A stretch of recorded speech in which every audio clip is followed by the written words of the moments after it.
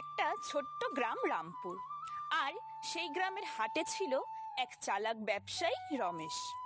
সে এমন বুদ্ধি করে মানুষকে ঠকাতো, তাতে কেউ সহজে বুঝতেই পারতো না।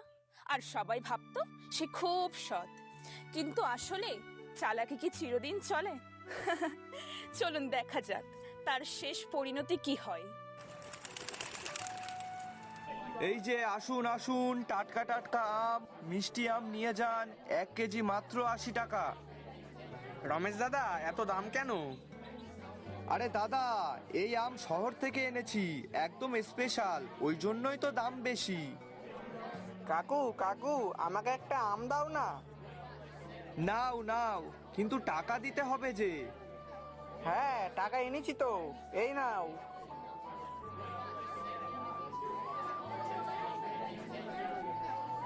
কি দাদা, নেবেন নাকি আম?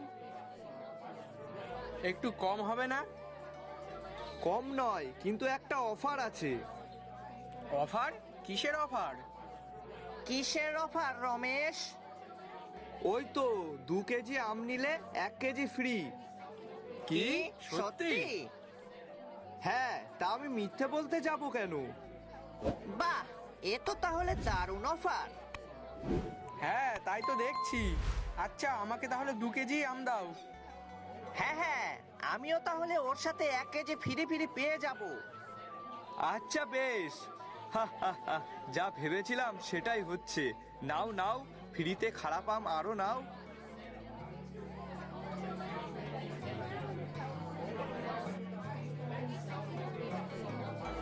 রমেশ দা, আম কত?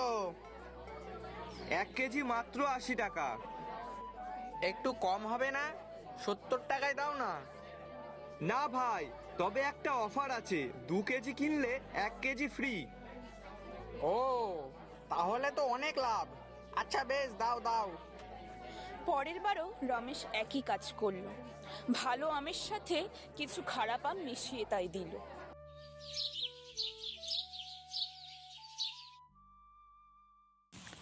হ্যাঁ গো, আজ যে দেখছি পুরো ফাঁকা ঝুড়ি। আম কি তাহলে সব বিক্রি হয়ে গেছে? হ্যাঁ, সব আম বিক্রি হয়ে গেছে তাই।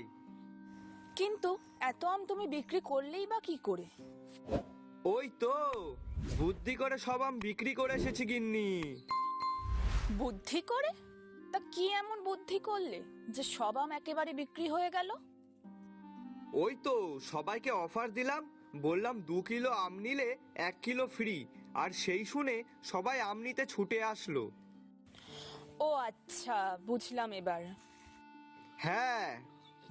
কিন্তু ওর মধ্যে যে কিছু পচা আমও ছিল, সেগুলো কি করলে? ওই তো, ওগুলো ওর সঙ্গে বিক্রি করে দিয়েছি। সে কি, তা লোকজন কেউ কিছু বলেনি?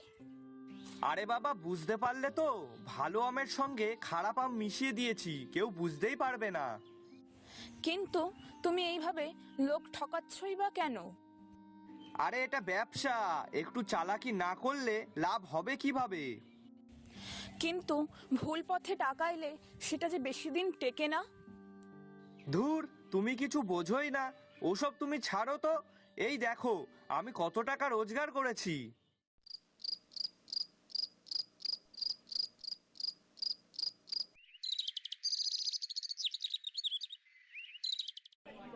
এই রমেশ, তুই যেভাবে ব্যবসা করছিস তাতে তো মানুষ ঠকবে। আরে বোকা, ব্যবসা করতে হলে একটু চালাকি লাগে, বুঝলি তো, এখানে লাভটাই আসল। কিন্তু বিশ্বাস হারালে? আরে ধুর, ওইসবে কিছু হয় না, মানুষ কতদিনই বা মনে রাখবে, কাল দেখবি ঠিকই আবার সবাই আসবে। তবে ভাই, একটা কথা বলি, বেশি চালাকি করিস না, না হলে কিন্তু পরে পস্তাতে হবে।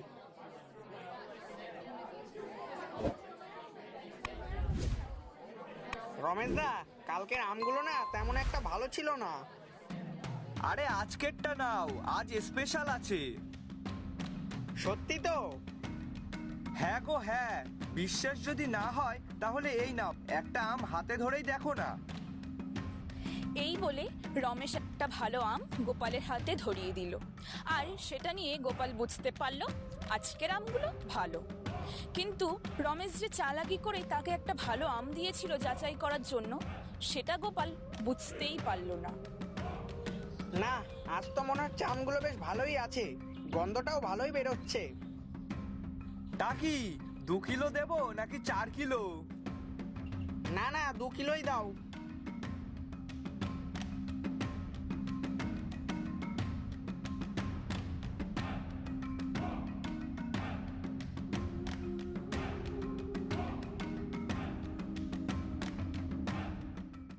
হ্যাঁ, আমারটাও ভালো ছিল না।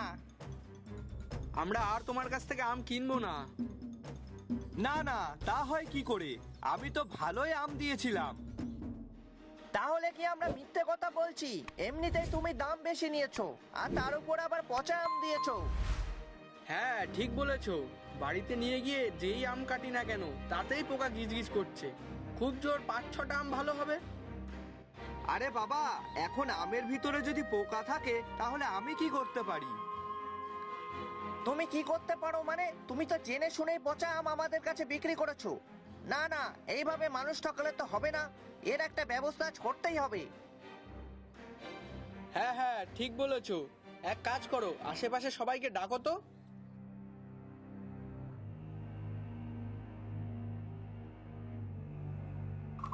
ছি রমেশ দা, তুমি এইভাবে মানুষ ঠকিয়ে নিজের ব্যবসা চালাচ্ছ? তুমি গতকাল বললে আমগুলো সব ভালো হবে, কিন্তু সেই আমের মধ্যেও তো অর্ধেকের বেশি পচা।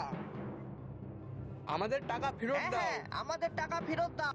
হ্যাঁ হ্যাঁ, আমাদের টাকা ফেরত দাও। টাকা চাই, টাকা চাই, না হলে ধরে মারো সবাই। না না, আমি কিছু করিনি। তুমি এখনো মিথ্যে কথা বলছো?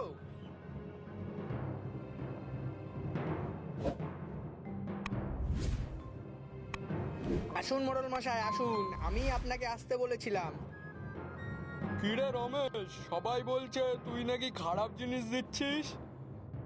না মানে বাবু, আমি কোনো খারাপ জিনিস দিতে যাব কেন? আপনিই বলুন, আমার তাতে কি লাভ? তাহলে কি আমরা সবাই মিথ্যে কথা বলছি? আচ্ছা বেশ, কে সত্যি বলছে আর কে মিথ্যে বলছে তা এক্ষুনি প্রমাণ হয়ে যাবে। এই গোপাল, ওর দোকানে সব আমগুলো দেখতো, আর সব ভালো খারাপগুলো আলাদা কর। আচ্ছা মোড়ল মশাই। না না, এটা হয় না। কেন হয় না? তাহলে নিশ্চয়ই ওরা ঠিকই বলেছে। না মানে, মানে টানে কোনো কিছু না। গোপাল, তোকে আমি কি বললাম?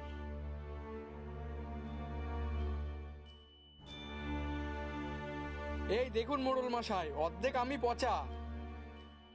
তুই তাহলে এতদিন সবাইকে ঠকিয়েছিস? কিরে রমেশ, এবার চুপ কেন? কি রমেশ দা, এবার কিছু বলো। মোড়ল মশাই, রমেশ যা করেছে তার জন্য ওকে ক্ষতিপূরণ দিতে হবে, আর ওকে শাস্তিও দিতে হবে। সবাই শোনো, যতদিন না রমেশ সৎ পথে ব্যবসা করছে ততদিন পর্যন্ত কেউ রমেশের কাছ থেকে কোনো কিছু কিনবে না। আর রমেশ, এতদিন লোক ঠকিয়ে যে টাকা ইনকাম করেছিস তা তাদের ফেরত দিয়ে দিবি, আর এটাই হবে তোর শাস্তি। না মোড়ল মশাই, এত বড় শাস্তি দেবেন না আমাকে, আমার বড় ভুল হয়ে গেছে। তুই যে ভুল করেছিস তাতে তোর সাথে ওটাই হবে। আর হ্যাঁ, আমার এটা শেষ কথা। ঠিক বলেছেন মোড়ল মশাই। আমি সব হারিয়ে ফেললাম রে।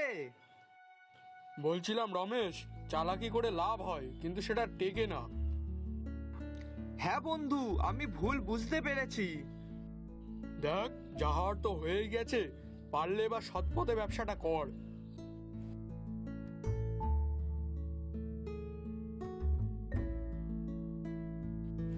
আমি তো তোমাকে আগেই বলেছিলাম, সততা ছাড়া কোনো ব্যবসা টেকে না। হ্যাঁ, আমি ভুল করেছি, এখন কি করব? সবার কাছে ক্ষমা চাও, আর নতুন করে আবার ব্যবসা শুরু করো। হ্যাঁ গিন্নি, ঠিকই বলেছো, আমি কালই সবার কাছে ক্ষমা চাইবো। সবাই শুনুন, আমি ভুল করেছি, আমি সবাইকে ঠকিয়েছি, আমাকে ক্ষমা করুন। আর আমি কথা দিচ্ছি, আমি এবার থেকে সৎ পথে ব্যবসাটা করব। ঠিক আছে, যদি সত্যি বদলাও তাহলে আমরাও একটা সুযোগ দেব। এটা তো মোড়ল মশাই আগের দিনই বলে গেছেন। এই যে আজ থেকে শুধু ভালো জিনিস বিক্রি করব, কম দামে সঠিক জিনিস। আবার ঠকাবে না তো? না ভাই, এবার সত্যি বলছি, আমি একবার তোমাদের বিশ্বাস হারিয়েছি, তার জন্য আজকে তোমাদের বিশ্বাস ফিরে পাওয়ার জন্য আমি নিজেই ফ্রিতে তোমাদের আম খাওয়াবো। হ্যাঁ, এবার তো সত্যিই ভালো। বাহ, আমটা বেশ মিষ্টি খেতে তো। রমেশ, এইভাবে এবার সৎ পথে ব্যবসাটা করে যা, দেখবি ভালো হবে। চালাকি করে কিছুদিন লাভ করা যায়, কিন্তু শেষ পর্যন্ত তা সত্যের কাছে হার মানতেই হয়। আমাদের চ্যানেলের গল্পগুলো যদি আপনাদের ভালো লাগে তাহলে অবশ্যই লাইক, শেয়ার আর কমেন্ট করতে ভুলবেন না কিন্তু। আর যারা এখনো পর্যন্ত আমাদের চ্যানেলটা সাবস্ক্রাইব করেননি তারা অবশ্যই সাবস্ক্রাইব করে দেবেন। ধন্যবাদ।